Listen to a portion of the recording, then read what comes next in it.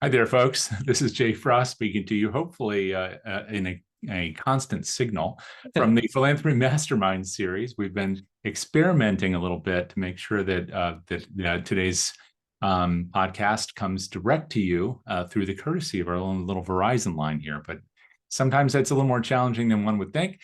So if you're seeing any kind of interruption in connectivity, let us know that in the chat, as well as the big thing, which is to let us know who you are, where you're from, and hopefully some of the things that are on your mind today. We would love to have that for our guest, who I'll be introducing to you in a minute.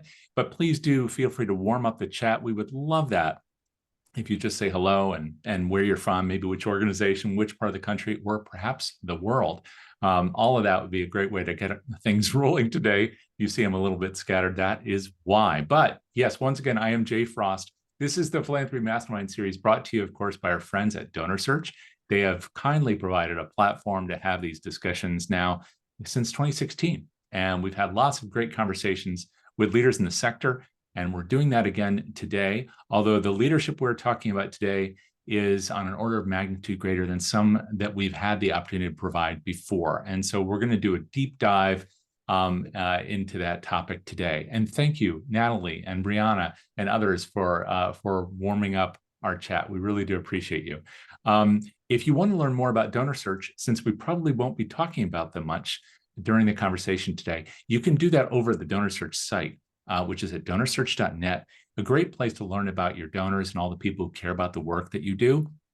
Additionally, you can always see more about the Philanthropy Mastermind series right there under the Resources tab, where you can see literally hundreds of the programs that we've recorded over time. And a recording of this one will be there soon too. But don't leave, because this is a conversation you won't just want to listen to, but you'll like to be a part of.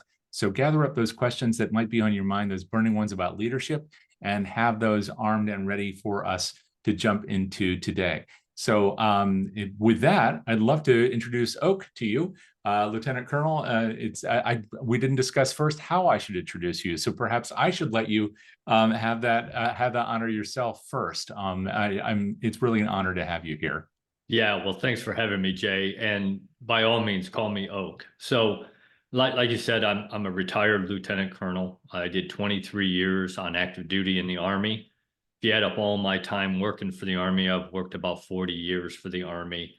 Been a leader for about 40 years, over 40 years, and wrote my first book on leadership. And I'm right now, I retired from my day job in October, so I'm just out speaking about leadership to whoever wants to have me come speak. And you're doing that at lots of different places. And we were talking about some of that before we went live today, that a lot of first responders, a lot of people who are in all different fields, but especially people for whom leadership is perhaps even of greater urgent importance than anywhere else. Because if they don't know how to respond to an event, which really is life or death, then it's going to be pretty difficult to do what needs to be done. And that's been something you've been working on your whole career, nonprofit sector as well as government and obviously military. Can you take us back a little bit to where maybe some of that began for you, this whole leadership journey? Because I have a feeling that that's been something you've been thinking about from very early days. Yeah. So I was lucky. I grew up in a small little farm town in northern Illinois. Which is why I live in Florida, because I'm never living through winters like that ever again. And I played baseball, basketball, football for my small high school. I was student government. I was captain of those teams. And then I was student government president, class president. So I had some experience in leadership even in the high school days. And I was lucky. I had a couple of really good mentors. My high school basketball coach was a great mentor and a great leader that kind of got me on the path of servant leadership, which is what I believe in. And my high school history teacher was another one. He was a Vietnam veteran. And the whole reason I majored in history in college, because of him, no doubt about it. He got me thrilled about history. So that's where it really got started. And then I just figured out I kind of liked that. And so I pursued I went to the United States Military Academy for 2 years, didn't graduate from there, but I went there and had some leadership positions there. And then I finished up in Army ROTC and had some leadership positions there. So a lot of leadership, even building up to my time on active duty, which I figured out I really liked to be the leader, and I wasn't too bad at it, at least not. I was okay at it, at least.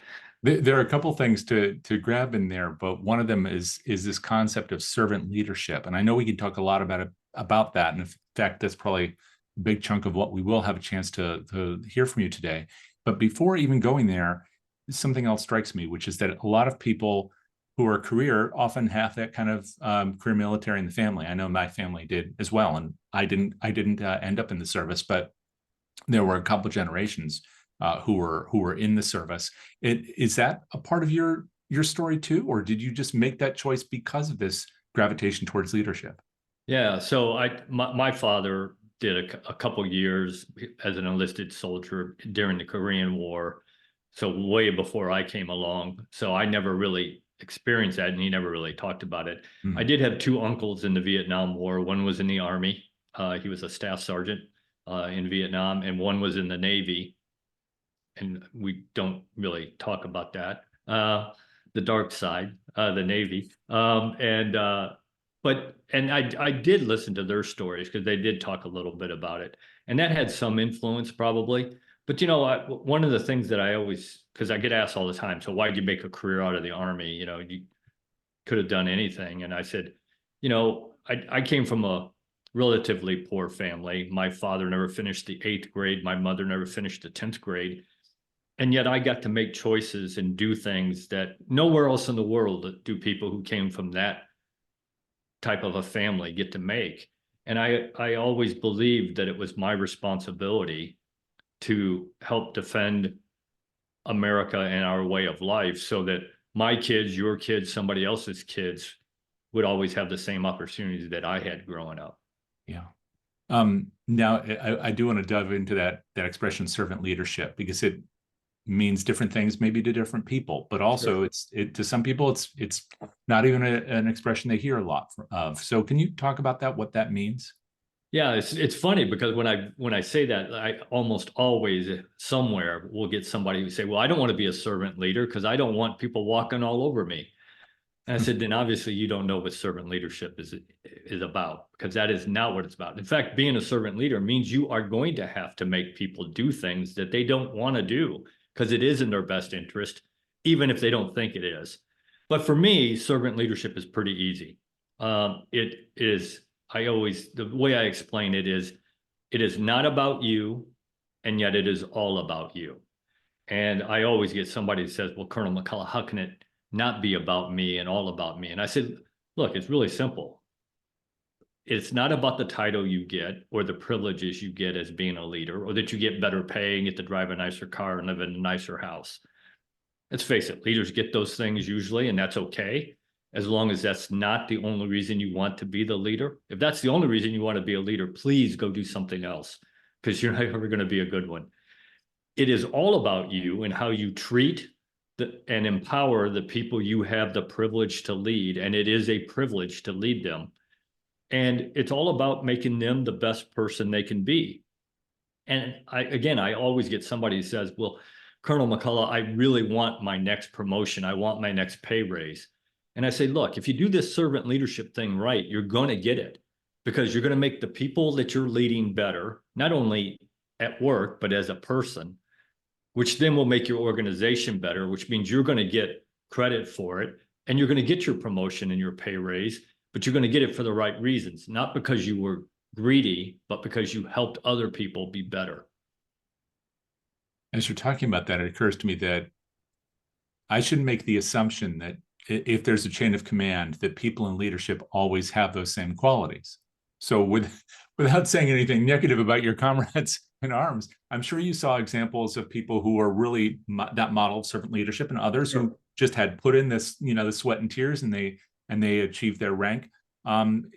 So what helps to differentiate? How do we make sure that that when we're choosing this path, or we fall into it, which often happens in the nonprofit sector. Suddenly, Sure. okay, you're the one. You've been Tag, you're told, it. right? Exactly. That we are internalizing, but also exhibiting the qualities of this servant leadership that you're describing. Right. So I think it starts with having a leader who models it for you, setting the example. And I'm a huge believer. You know, growing up, my father used to say, "Son, if you say one thing but you do something else, it is your actions that will be believed, not your words."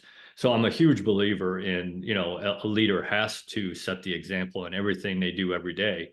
And if you're lucky enough to have a good servant leader set that example for you, then you kind of start to and then end up with somebody who's one of those authoritarian, micromanaging, do it exactly as I tell you leaders. And we've all worked for that person and nobody likes to. Then you get to see the benefits of the servant leader. And like I said, I had a couple really good ones, even starting in high school.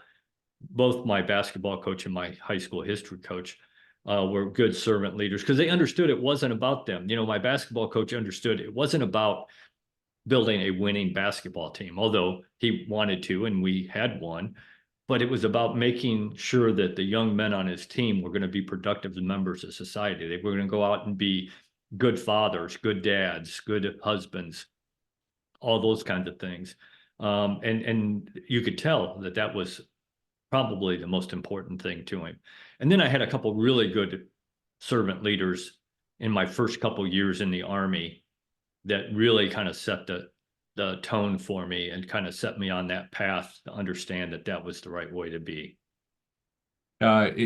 People often talk about leadership in different ways within the nonprofit world, and I know we're going to be talking about that in a minute. But especially this idea that sometimes you lead, you know, what is the expression I've often heard, where you're trying to provide guidance to those in charge. Since often with boards, they are appointed, they don't necessarily have a rule book, they may not even have the experience. And so there's some kind of leadership from behind. That's not the right expression. Sure. And I wonder if that's something else that you've seen a fair amount in all these sectors, where sometimes the people who are doing the work and in the position where they're being led, in fact, have to also exhibit elements of leadership in order for the whole unit, for the whole entity, for the whole organization to be strong and successful. Oh, absolutely. I agree. You know, look, we all have egos. Anybody who tells you they don't have an ego is lying to you. Okay. We all have egos and we want people to have an ego. That's what drives people to be successful, to be the best at whatever they do. So we want people to have an ego. But as a leader, you have to know when to put that ego aside. I can tell you some of the best ideas, some of the best things that ever happened in my units, in my company, in my leadership experience. It was due to some great idea that somebody who worked for me came up with. It wasn't my idea. It was somebody else's. I just threw out there, hey, this is the solution. This is the problem we have to solve, or this is the thing we have to do. Give me some great ideas. And, you know, when you do that, a couple of things happen. Number one, you're going to start building that trust. And I know we'll probably talk about trust in a little bit, but you're going to start building that trust with people because now you've asked them their opinion. Even if you don't use their opinion this time, you might next time, but at least you asked. And then the other thing that I found that happens is sometimes the person you think is the best person in your organization, the strongest, will come up with some horrible idea. And the person you think might be the weakest link in your organization will come up with a great idea sometimes. And I had a boss who retired a 3-star general, and he said, "Oak, a good idea is a good idea, whether it comes from a private, the lowest ranking person in the organization, or if it comes from a general."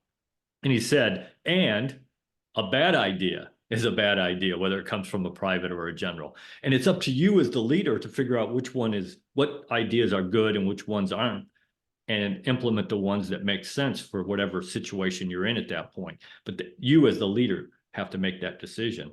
And then the last piece that I think that you get from that is that you get buy-in to your idea, because no longer is it Colonel McCulloch's idea or Jay's idea solution. It's our solution. We all had a say in it, at least had our 2 cents worth. And now, because it's our solution instead of the boss's solution, they got some skin in the game, and they might actually work a little harder to make it happen. I have a feeling this is where that trust transition comes in really well, because there's a part of that which must be about listening to people in a way that they feel like they've been heard. Oh, absolutely. And which we don't do very well as leaders. well, I don't know that most people do that very well, but that's been one of the things that we talked about constantly in different sessions in this series forever. And part of it has to do with in philanthropy and fundraising. We talk about how fundraising and philanthropy move at the speed of trust, but I mean, really everything does in a sense. And that's right. Can you talk a bit about that? I mean, the hallmarks of trust. I mean, not just why it's important, which is good for us to revisit, but also how to build that trust. Yeah. So I think a couple ways to build it. Number one, get to know the people that you have the privilege to lead. I mean, nobody's going to trust somebody they don't know. At least I hope you don't. So the best way to start building that trust is get to know people that you have the privilege to lead. And I tell, I've had my hand in commissioning over 580 lieutenants into the Army and as leaders for the Army and the nation throughout my last 15 years associated with the Army. And I told every single one of them, look, here's a couple easy ways to get to know people on your team. Number one, get out from behind your desk.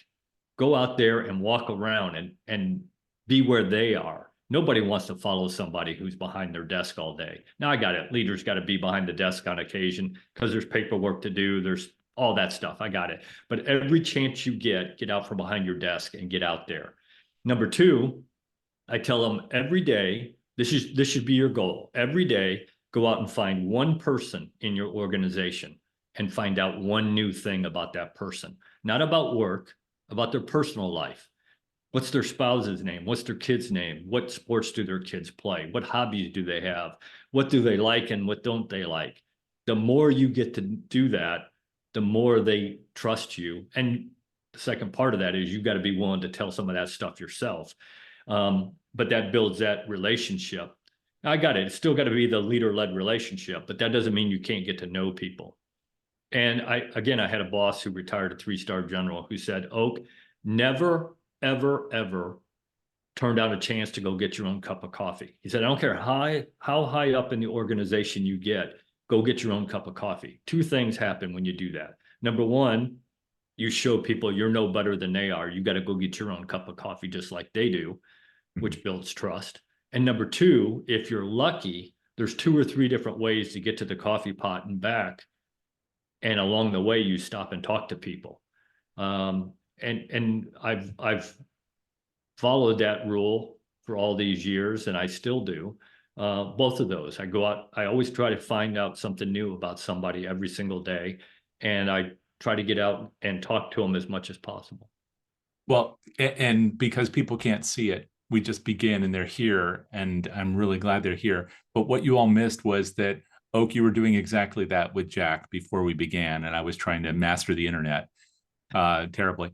And you were asking those questions and giving space for him to share with you, and that's building trust. But I have a feeling that then it becomes, well, I should just ask you, does that become not just something that you do because you know you need to do it, but then it just becomes a part of who you are, and therefore I think so. I at least it has for me. And again, I'm not the smartest guy in the world, just dumb farm boy from Northern Illinois. But I had a boss who one day, I was a captain, he was a lieutenant colonel, and I worked for him every day, and we will pass each other in the hall a couple times a week at least. And I remember the first time I passed him, he'd been there a little while and I'd been there a little while, but we really hadn't talked yet. And I was walking past him and he said, how you doing today, Oak? And I said, fine. And I kept walking and he said, no, come here, stop. How are you? I want to talk to you. I want to get to know you a little bit. And he was, asked me questions about my wife, my kids, all that kind of stuff. And I thought I was special until about 2 weeks later, I was sitting in my office and I heard him out in the hallway talking to another captain doing the same thing. But you could tell it wasn't just because he thought he had to do it. He really wanted to know. And that really stuck with me. And so I think that just became a part of me. And I really do. I mean, I never turn down chances to do a Zoom with somebody. If somebody connects with me on LinkedIn and says, I'd love to hop on a Zoom, I said, done, let's do it. I loved doing the connection piece of it, because I think that's so important. And you never know where that's going to lead. Not that that even matters, but you got a new connection. So I think that has become a part of me. And I really do. I do it at church. I do it, on social media. I do it in person. If I go to speak at a conference, I don't want to get there. I don't get there 15 minutes before I'm going to talk and leave. That's not me. I want to get there the night before, be part of the social event, so I can get out there and talk to people that are actually going to be in the audience the next day. And I've actually changed my presentation.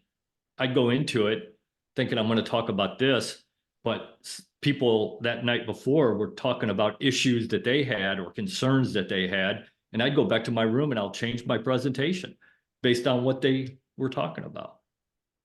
And just because I think it's good to hear. And why do that? Because I'm there for them. I'm not there for me. So if they've got an issue that is causing problems, or they think it's a problem, then maybe I can help address that and make that organization better. And that's the whole purpose. That's the whole reason I'm out doing this. That's the passion for me right now, is to help leaders, help organizations get better. Because I've got some experience, and I just want to pass it on, that experience, that wealth of knowledge that I've gained over 40 years, and the hard lessons learned over 40 years, because none of us are perfect. I've made my mistakes, and hopefully I can keep that person from making the same mistake I made. In the spirit of what you were just talking about, making sure that these doors are open, especially because when the door is open to a webinar, the doors are literally open right then. We can't mill around with people the night before. If anybody in the room has a thought, a suggestion, an experience, a question, I hope you'll feel free to put that in the chat or the Q&A. We are really going to be paying attention to that. And I love answering other people's questions. That's why I love doing the live shows. Right. It's a lot of fun, and you never know what people are going to say. And if you want to do that and you want it to remain anonymous, you can do that through the Q&A. So, and that's fine too. We meet you where you are. But to go back to the trust, Jay, the second part of what you asked, I think, again, I think trust is, when I talk about trust, I talk about 360-degree trust. I think everybody understands that the person you're leading has to trust you. That's easy. It's easy to understand that piece of it.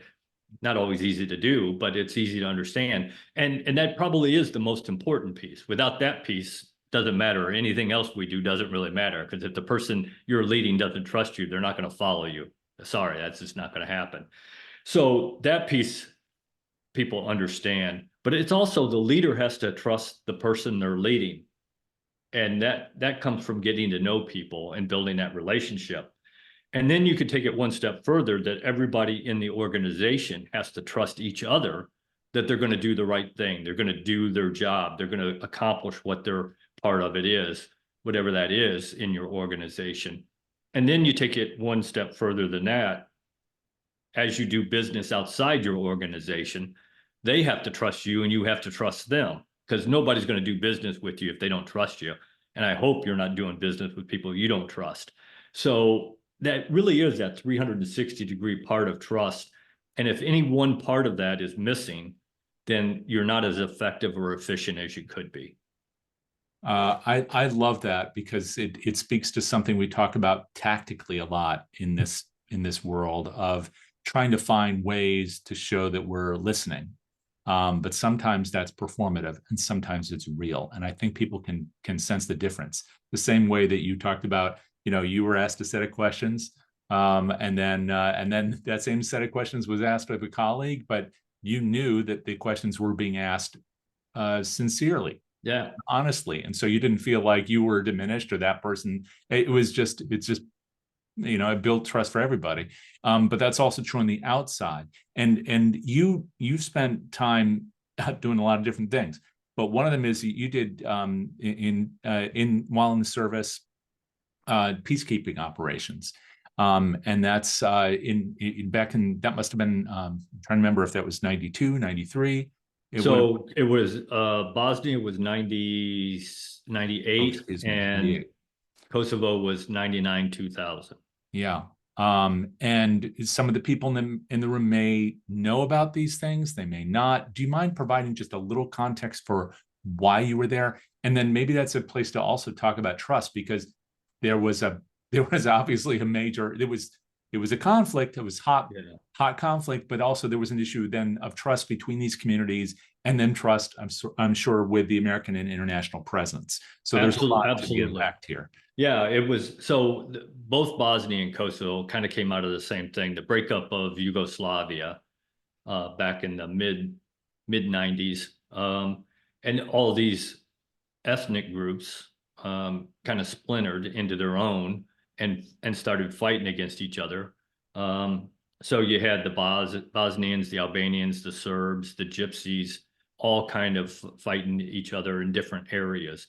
And Bosnia was the first one that we kind of got involved in as America and NATO and UN. And then Kosovo was the second one. And Kosovo involved mainly the Albanians, the Serbs, and the Gypsies.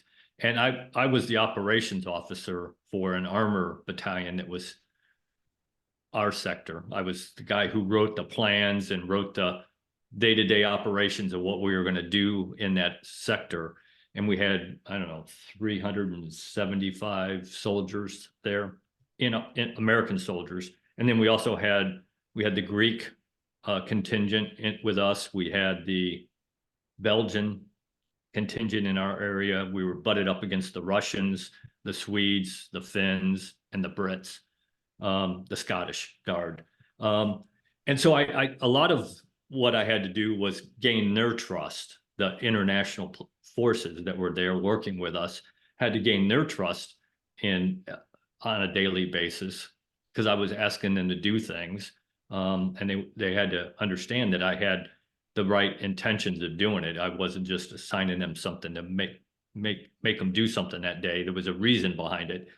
And then the real hard piece, the one where I learned a lot, was then having to build trust with both the Serbs, the Albanians, and the Gypsies, so that they felt like I was there for everybody's interest, not just one group. Because that was kind of what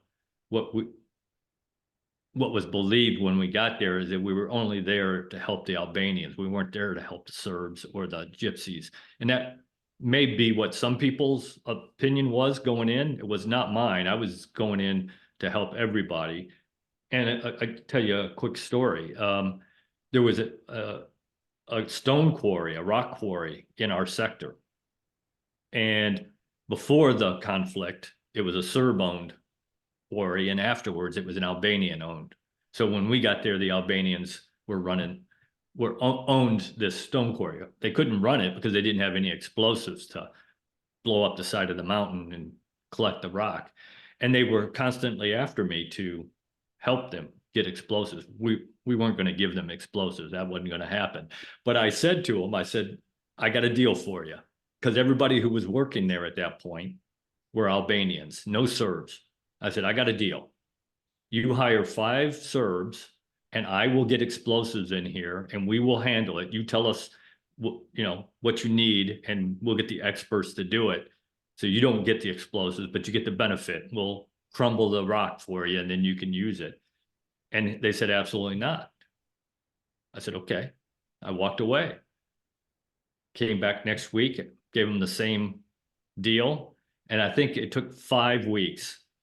At the end of the 5 weeks, the guy said, absolutely, we'll do that. So we set up a hiring process. He hired 5 Serbs. We had a force there to make sure that they were treated well and that everybody was happy. And we brought the explosives in, blew up the side of the mountain, and they started making money. And then the next time he needed explosives, I said, okay, 5 more Serbs. By the time I left there were 20 Serbs working there. There were probably, I don't know, 50, 60, 70 Albanians, but we got it up to 20 Serbs by the time I left at the end of the year. It's Again, for people who aren't aware of that history, that's there was so much history Yes. there even before the Oh, war, and then for a third party to be involved in there with its own history, all those international parties with their own histories would have made it additionally complicated, because there was probably the sense that, like you said, that this group must be there to help these people, and those people must be there to help those people, yeah. instead of it operating as a peacekeeping force.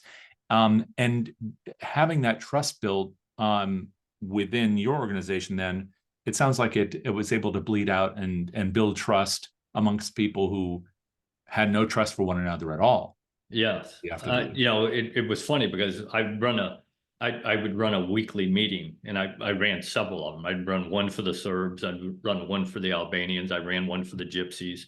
When I first got there, couldn't get them to come together. So I had to run 3 different meetings. And every single meeting for the first month probably would start off with 20 minutes, 30 minutes of, if it was a Serb meeting, every bad thing that the Albanians had done to them for the last 2,000 years. And if it was an Albanian meeting, it was everything bad thing the Serbs had done to them for 2,000 years. And finally, after about a month, I said, stop. I said, I'm a history major. I know all of you have done bad things to each other. Got it. We're going to move forward from this point on. Don't care about what happened in the past. It's the past. I got it. It happened, and you know, but we got to move forward if we want to make progress here. And by the time I left, we were actually holding meetings that had Serbs, Albanians, and Gypsies all in there, the leaders of those groups all in there. And we were actually working together, trying to make some good things happen. You know, we were opening schools. And when we first opened schools, it was Albanians in one school, Serbs in another school, Gypsies in another. And by the time we left, we actually had some joint schools where we had intermingling of the 3 together. Not all of them, but there were a couple of them. We at least made progress and got started down that road. We had a couple other building projects. You know, we were helping them put in a sewer system. And you know, when I first started that, it was in a Serb controlled area, and they said, well, we can't help the Albanians, it can only help the Serb. I said, doesn't work that way, sorry. If you want my help, it's got to help everybody here. And we eventually got that deal worked out, brought those 2 together, the Albanians, the Serbs, brought them together, figured it out, and made it happen. So it took some time. You know, building trust, especially with people who don't trust each other. Not only don't trust each other, hate each other. It takes time. It isn't something that can happen overnight, but you just got to keep at it and keep proving that you're there for the right reason. And eventually they figured it out that, you know, I was there, at least I was, and people I was in charge of were there to help them come back together and have some semblance of normal life. As you were talking about that, it made me wonder if there's also some value, at least on a temporary basis, because you talked about patience a lot there. Patience is really important. And it sounds like it's a fundamental to the leadership that you're describing, the servant leadership you're describing. But you also seem to give some space, at least for airing of grievances, some kind of exorcism. Is there a value in that too? And I'm wondering about that with nonprofits again, because in our world, oftentimes there's a conflict with the board. Some people just don't get along, or there's a conflict between some board members and some staff. And they really don't know one another very well, to go back to things you said earlier. So is there a value sometimes in providing a little bit of oxygen for that kind of, offloading of some of these complaints or concerns? Oh, I think there is, because people want to be heard. You know, those grievances are real. Whether they have anything to do with what's going on today doesn't matter. The grievance is real, you know, and it's been taught to them their entire life. So to them, that is very important. It's an important part of their history. So I think there was some benefit to letting them and bringing people together and letting them talk about it as well. And we did that a couple of times, you know, I just threw it open there, you know, let's talk about, I didn't let them go all the way back 2,000 years. I said, let's talk about what's happened in the last 5 years. So we can figure out what happened, why it happened, so that going forward, it's not going to happen again. And I think we made some progress there. You know, Kosovo today is a country. I mean, it's an independent country, and we have an embassy there, and I think it's certainly functioning much better than it was when I was there in 99, 2000, I can tell you. And I hope that some of that, not just what I did, but what other people like me were doing, helped build that foundation that is allowing that country to heal and come back together. Yeah. Well, 20, 25 years of relative peace is sure a lot better than 2000 years of historical grievance. So yeah, there's a lot to have satisfaction from, despite all that trouble that must have been along. But again, going back to, I think you can apply that to a board, you know, or anybody who has grievance inside your organization, whether it's somebody who's working for you with somebody with the board or somebody with you, even if you got, I think there's always benefit to get those two people to sit down across from each other and air some of that. Why do I feel this way? Why do I have this feeling that you don't like me or I don't like you, or we don't agree, and let's try to come to an agreement. And I think that's something that's lacking a lot in this country right now, is people are so divided that we're not coming together and coming with the common solution, the coming together. Even if I don't get everything I want and you don't get everything you want, let's come together for the good of everybody, not just you or me. And I think there's always a benefit to doing that. So how does a leader know when to, you know, I don't know, turn off that faucet? Because you let people say what they need to say, because that does have this value. Yeah. But then you need to move on. So it, like in the case where it's life and death, like it was in the Balkans, how do you know when to say, okay, we've said it, now it's time to move on? Yeah, I think you got to have, you got to come to that feeling yourself. And I think every situation will be different, and every leader will deal with it a little bit differently. But there was a time I finally just said, okay, we've been there, we've done that. Now let's move forward. And from now on, here's the agenda. Here's how the agenda is going to go going forward. And I think I gave them, if I remember correctly, 3 or 4, maybe 5 sessions where we had something like that, so that everybody in the room, because I usually had 15 to 20 people in the room, so everybody got a chance to air their little piece. And I kind of worked as the moderator in that piece. And then at the end of that, when everybody had had a chance to have their say, I said, okay, now we're moving forward. We've covered that. Hopefully we've alleviated some of that misconception that might have been going on, or we've decided that, okay, yeah, that was bad, and we've talked about how to make sure it doesn't happen again. Now let's move forward and let's make this a better place.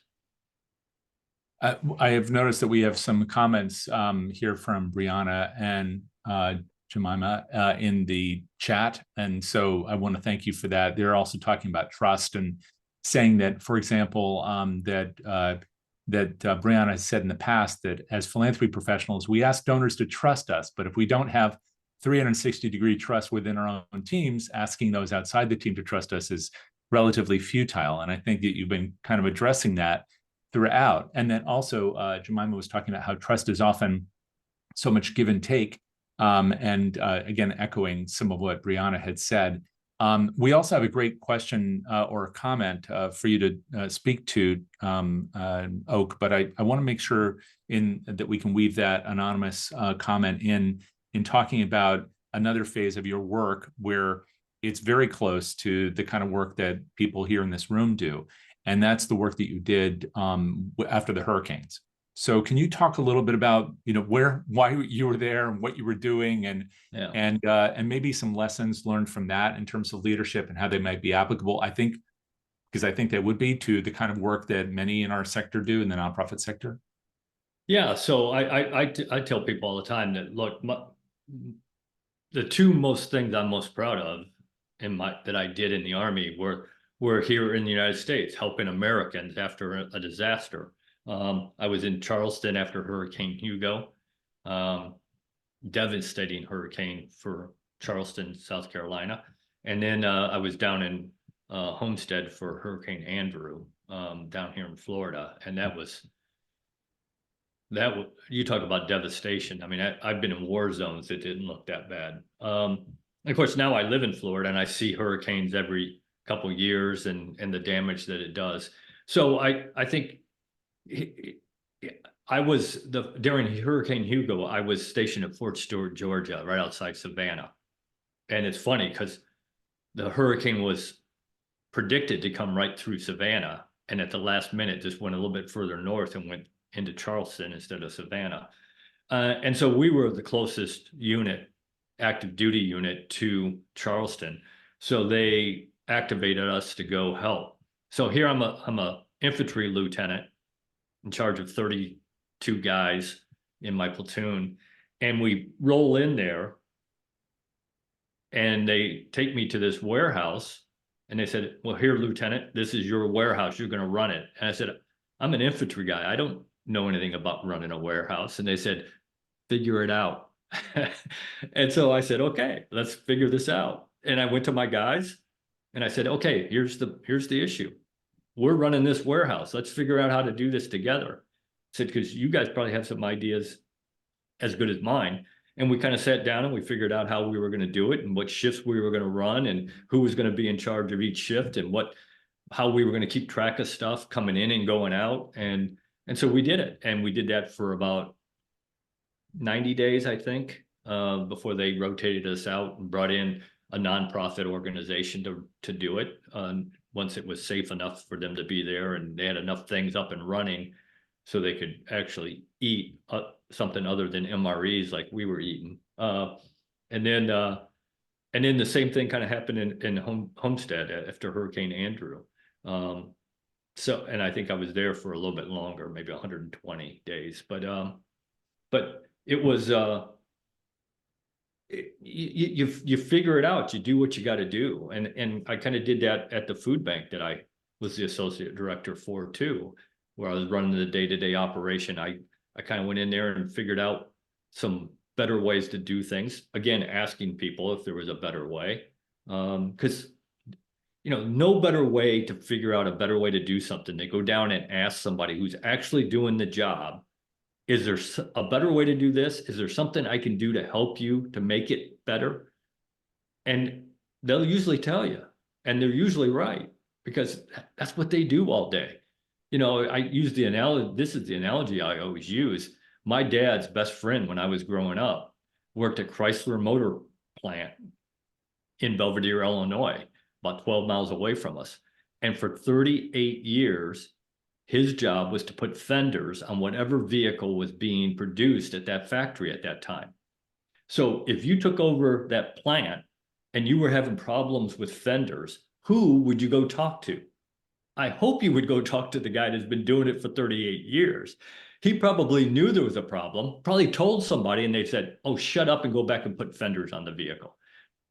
You got to listen to the experts, the ones who are doing it. That's where you're going to get your good ideas, not from you, from the people who actually make it happen.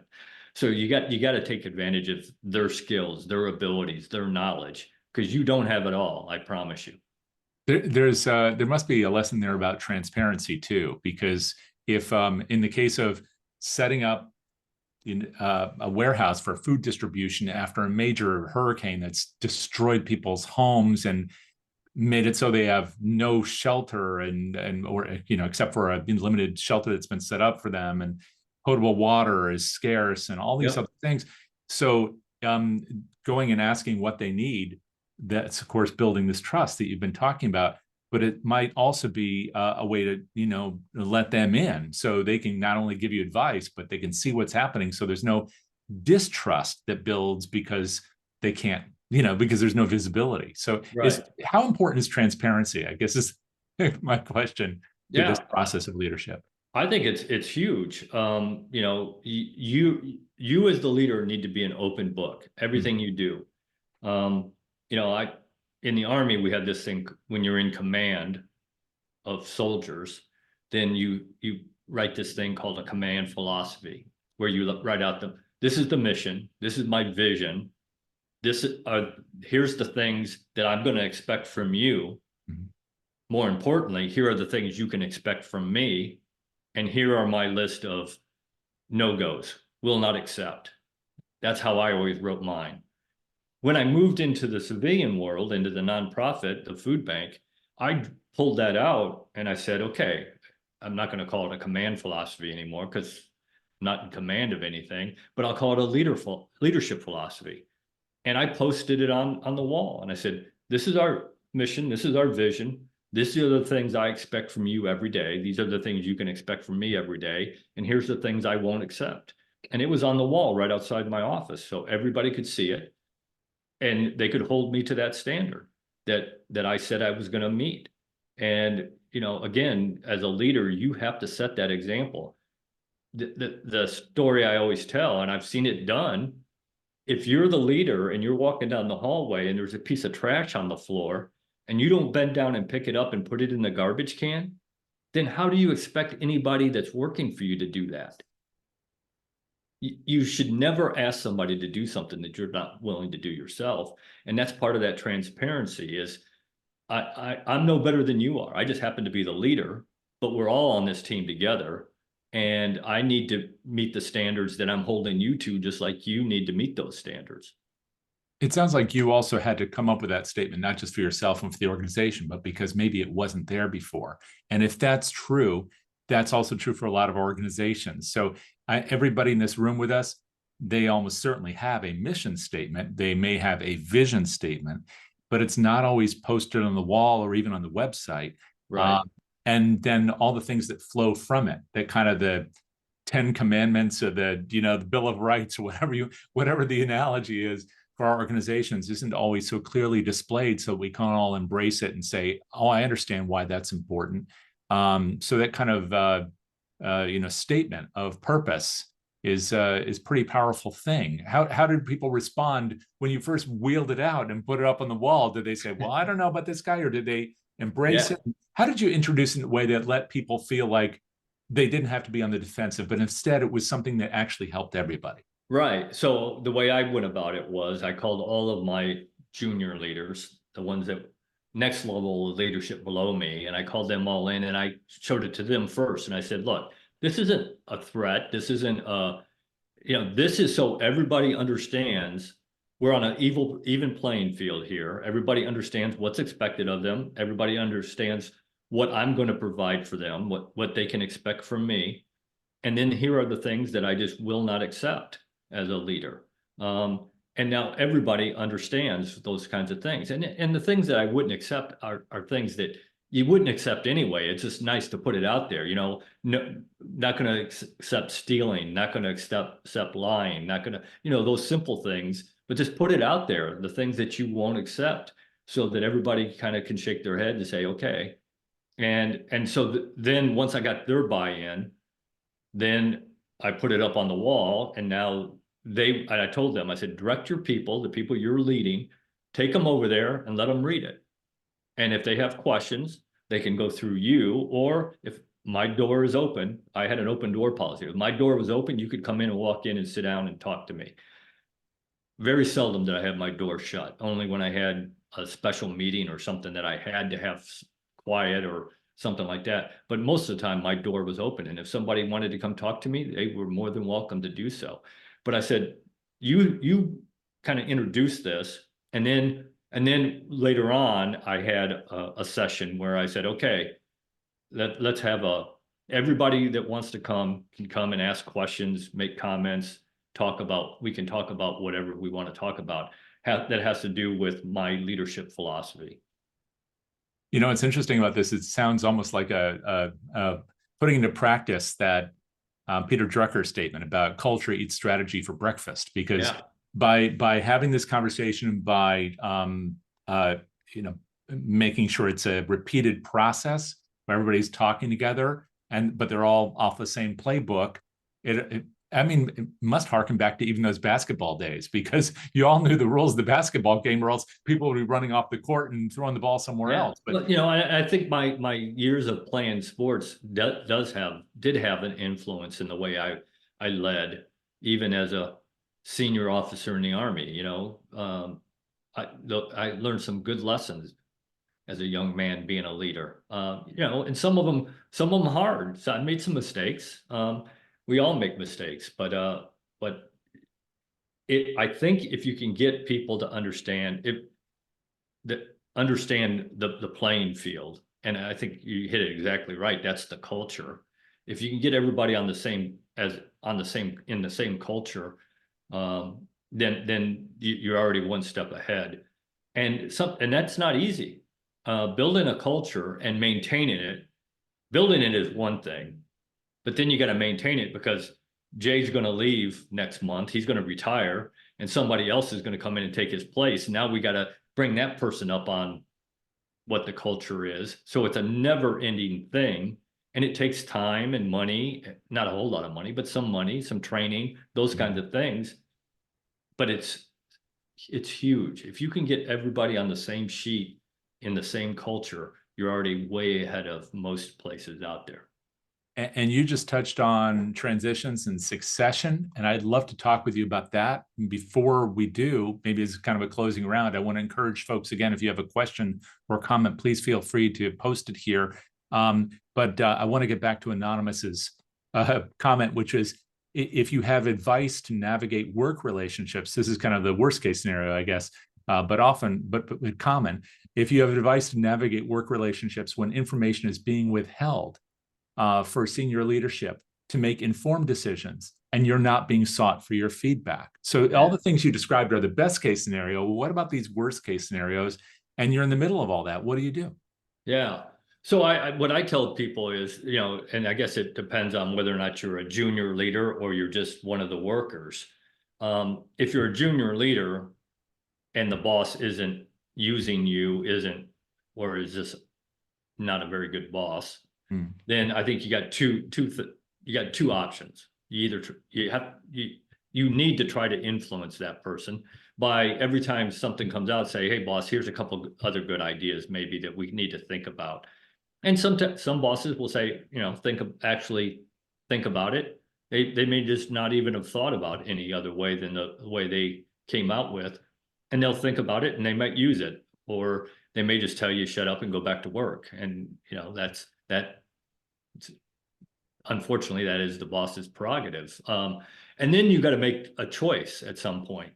Well, I think the second part of that is, if they're still doing something that impacts the people that you're leading, then you have to own, if you're going to stay, you got to own that decision, and you have to try to make it the best it can be while shielding the people that work for you as much as possible from bad decisions. If it's something you can't do, then you have to stand up and say, can't do that, won't do that. And that may mean that you're not going to work there anymore. And you got to make a decision when that point comes. And I've made those decisions. And, but I told somebody the other day, I had a buddy who went to West Point with me, and he retired just recently, I think 2 years ago, retired a 2-star general. And after I wrote my book, he read my book and he got in contact with me. And he said, Oak, you could have retired a 2-star general if you just played the game. And I said, Tim, wasn't willing to play the game. And I like who I see every morning when I shave back in the mirror. So you got to make that decision when it's time that you say, okay, I'm out. I can't do that. Because here's the problem. If you do something that isn't good or isn't right, then you own it. You can't say, well, it's the boss's fault at that point. You own it. When you do it, when you say, I'm going to do it, whether I like it or not, now it's your decision, and you need to own it as the leader. You can't pass the buck on that. I want to make sure I weave in Joanna's question here, which is, what differences do you see between the more formal staffing levels in the Army? This is something I was thinking about. I'm so glad you asked this. And then in nonprofits, which might be looser lines of reporting, perhaps many people at one level or director level. What do you think about that? Or maybe even in flat organizations, if she doesn't mind my adding to it. What do you think about that? So I think, first of all, we have to understand that leadership is leadership. I don't care where you learn it. I don't care where you practiced it. If you can lead people, because that's what leadership is about, it's people and trust, period, nothing more. If you can lead people, you lead any organization. And I kind of proved that. Went from combat arms officer fighting and winning our nation's wars to running a food bank. You don't get much different than that. That's about 180 degrees. And then I went into the government service job, another different version. So what I tell people, and I get asked this all the time, and it's funny, I was talking to an insurance agent one time, and he was talking about the problem he was having in his organization. He said he had about 20 people working for him, and I said, working for you? And he goes, yeah. I said, so who do you have in between? And he said, I don't have anybody. I said, well, there's your problem. And you need to have some level, even if it's just minor. One of the things we figured out in the Army is that you can directly lead about 3 to 5 people. Anything above that, now it gets tougher and tougher. And if you use that concept, that's why you can have a 4-star general who is leading 50,000 soldiers, because he's not leading 50,000 soldiers directly. He's leading 3 corps commanders who are then leading 3 to 5 division commanders who are then leading 3 to 5 brigade commanders. So everybody's kind of leading 3 to 5 people who then influence the people they're leading. So I tell people all the time, in every organization, once you get above about 10 people, probably is the most, you need to have a second layer in there. And that's up to you how you do that. I would tell you have to train that person. You can't, and that's one of the problems I see all the time out there is, who do we pick as leaders in the business world? Lots of times we'll pick the guy or the gal who's the best salesman or the best whatever.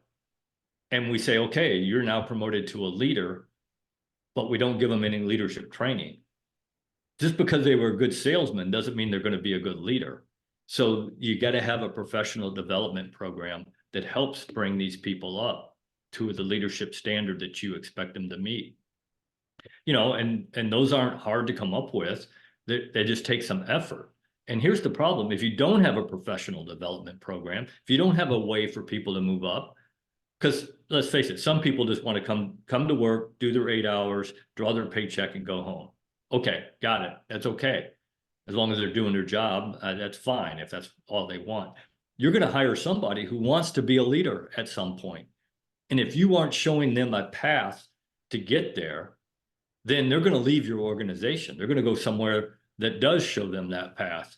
And now you're losing one of your best people, all because you didn't have a professional development. You didn't show them a way to get better, to move up in the organization.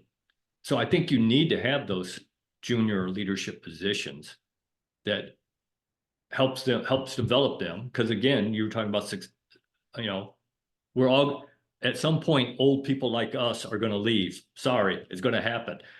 We got to develop that next generation that's going to take our place. And if we don't have that ladder, then where's it going to come from? And the thing I always explain to people, because I get people all the time who say, well, I can just go out and hire somebody to outside the organization. And I said, pick a sports team, any sport. I don't care what it is, baseball, basketball, football, hockey, soccer, pick a sports team. The teams that are most successful, the ones that win year after year after year, are not the ones who go out and get the free agent, pay millions of dollars to get one guy to come play for one season and then they're gone. It's the people who build from their farm team, from their draft, from the bottom, from their own organization. So you need to do that in your organization as well. Develop that leadership in everybody. Some of those people are never going to be leaders, but every little bit that you teach them makes them that much better, which then makes them better and makes your organization better. Okay, I know we're coming to the very end, but can you give us 30 seconds then on letting go? Because you just touched on it right there. And some organizations, especially in the nonprofit sphere, especially among founders, they have good hearts and lots of passion and seemingly endless energy. But if you are building an organization made up of small teams with junior leaders who can eventually rise and do great things, that means we also have to sometimes step aside. Absolutely. So what can you just like give us just a thumbnail on why it's important to do that and how to let go? Absolutely. So I had a boss who I retired a 3-star, maybe a 4-star general. And he said, Oak, leadership is on a scale. He said, on this end of the scale, you got the authoritarian micromanaging, do it exactly as I tell you to do it. Stifles all creativity. On this end of the scale, you have Attila the Hun in chaos, controlled chaos, but chaos. He said, you want to be as close, as far down chaos as you feel comfortable. He said, and this is why, because that's where creativity happens. That's where you're using other people's skills, other people's abilities, other people's knowledge. Because the way it works is you say, okay, you're in charge of this project. Here is my vision of what I want it to look like at the end of the day. Here are the resources you can use: time, people, money, equipment. Here is the authority that I am giving you. My authority as the leader, I'm giving you this authority to make that happen, and then get out of their way and let them do it. You will be absolutely amazed at what they'll do. Now, will they do it the exact same way you would have done it? Absolutely not. But who cares? Again, what we want is the end result. Let's say we got to get to 9. 7 + 2 is 9, but so is 6 + 3, and 5 + 4, and 8 + 1. You don't care how you get to 9. We just got to get to 9. Let them figure out how they're going to get there, and you'll be absolutely shocked. If people want to learn more about you and your work, they can obviously pick up your book. And can you just tell people where to get it, how to learn more about you, follow your work, follow your talks around the country, or maybe reach out to you if Yeah, absolutely. you come out and visit? So my book is available on Amazon, and it's available hardcover, paperback, ebook, and Audible. And I read the Audible. The only other voice on there is my wife's. She did about the author and the forward, because she wrote the forward. Okay. So I wanted her to read that. Everything else is me. So and this is your leadership legacy. Your leadership legacy, becoming the leader you were meant to be. And it's on Amazon. I have a website, www.ltcoakmcculloch.com. And on there, it has all my social media, has a link to all my social media, LinkedIn, which is the one I use the most. And that's how Jay and I connected, was on LinkedIn. And it has a link to the book, so you can get there that way. It has my cell phone number, my email address. So if you want to talk, about something we discussed today, you got questions, I'm always happy to hop on a Zoom meeting or a phone call and talk. Or if you want me to come talk to your organization, then we can have that conversation at that point. Thank you so much for all of this, Oak. Really do appreciate it. And I want to make sure I take a page from what you said and encourage folks. You're going to see when you rotate off today that there's a survey. That survey is not just a nicety. We really want to hear from you. So if you can let us know what you think about this and what we should be doing in the future, you'll see that in one of my latest LinkedIn posts that I have a word cloud with things that people have said over the last 3 months. That's not just to show you that we're listening. It's also to show you where your priorities are. Please keep letting us know. Talks on leadership were among those. That's exactly why we were very fortunate to have Colonel McCulloch here today. And hopefully we can have him back one day again. But in the meantime, I hope you'll check out his book and maybe share a recording of this session with your colleagues who need some of these leadership lessons. Lord knows we all do once in a while. That's right. So I'm happy to come back anytime you want, Jay. You just got to ask. Thanks so much. Really do appreciate it. And appreciate all of you as well. Go out there, do good things, be well, stay healthy, and we'll look forward to seeing you hopefully on Thursday when we have another great session this series. But until then, take care. We'll see you soon.